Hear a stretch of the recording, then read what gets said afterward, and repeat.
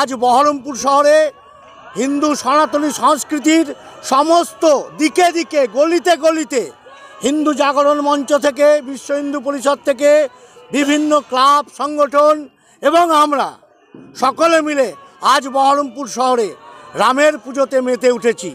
আজ ভীষণ গর্বের বিষয় এবং এই গর্বকে সামিল হতে আমাদের মেয়েরা আজ এসছে রামের পুজোতে, পবিত্র গঙ্গা থেকে জল নিয়ে গিয়ে রামের পুজোতে অংশগ্রহণ করবে।